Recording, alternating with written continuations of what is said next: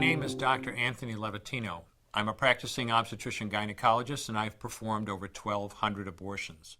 Today I'm going to describe a second trimester surgical abortion called dilatation and evacuation, or D&E. A D&E is performed between 13 and 24 weeks of pregnancy.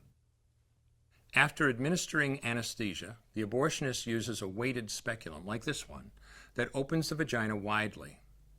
Because second trimester babies are so large, this greater access facilitates a late-term abortion. Late-term abortion requires that the cervix be prepared 24 to 48 hours in advance with laminaria. Laminaria is a type of sterilized seaweed that absorbs water over 8 to 12 hours and swells to several times its original diameter. Once removed, metal dilators can be used to further open the cervix as needed. Once the cervix has been stretched open, the suction tube is placed inside. A baby at 20 weeks gestation is as big as the length of my hand, from head to rump, not counting the legs.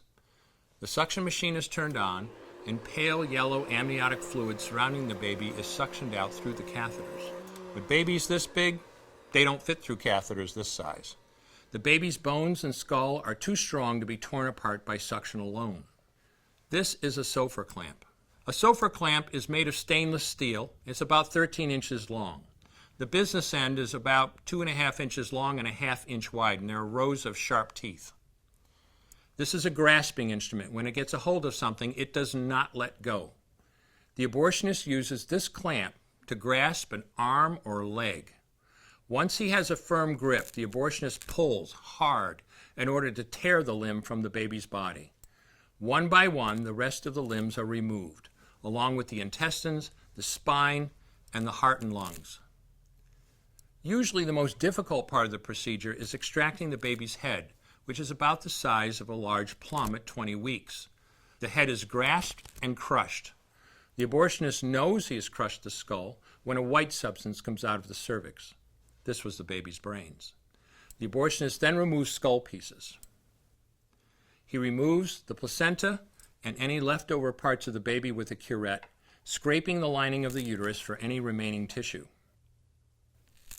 The abortionist then collects the baby parts and reassembles them to make sure that there are 2 arms, 2 legs, and all the pieces. Once all the parts have been accounted for, the abortion is complete. For the woman, this procedure carries a significant risk of major complications, including perforation or laceration of the uterus or cervix, with possible damage to the bowel, bladder, and other maternal organs. Infection and hemorrhage can also occur, which can even lead to death.